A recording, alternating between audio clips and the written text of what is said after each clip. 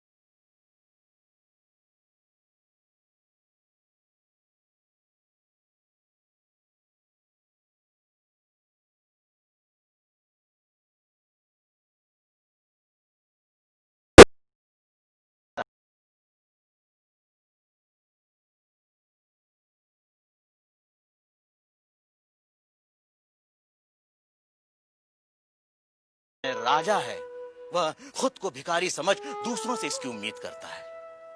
यही है अज्ञान की शक्ति।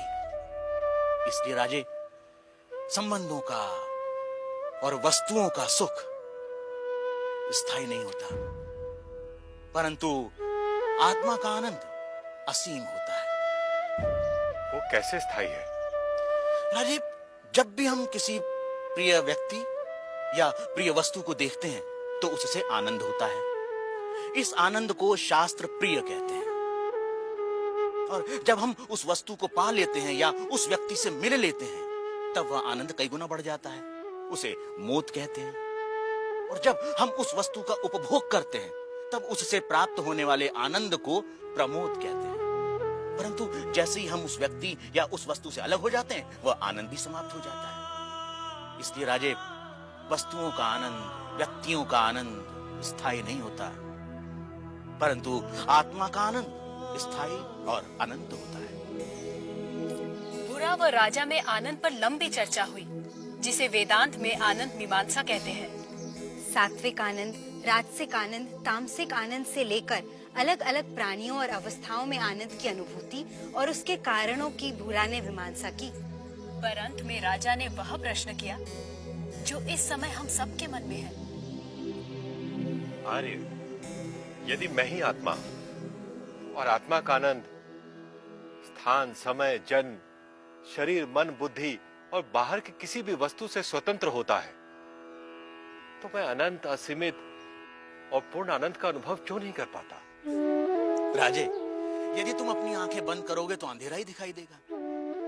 जब तक तुम शरीर, मन, बुद्धि, संसार, वस्तुएं, रस, भाव और विचारों की ओर ही देखोगे तब तक तुम उस अनंत, असीमित और पूर्ण का अनुभव नहीं कर सकोगे। इसमें गलती आत्मा की नहीं, हमारे दृष्टिकोण की है। इसलिए राजे, यदि सुख चाहते हो तो बाहर नहीं, भीतर देखो। तो सूत्रधार, क्या इसका ये अर्थ हुआ कि सुख की कामना ही आत्मा के आनंद स्वरूप का कारण है? तुमने ठीक समझा नटी। इसीलिए पूरा जीवन हम सुख की तलाश में रहते हैं। आप जो होते हैं पूरा जीवन उसी की ही खोज करते हैं। हम आनंद है, इसीलिए हम अनंत सुख की अभिलाषा रखते हैं। इस सत्य को ना जानना ही दुख का कारण है।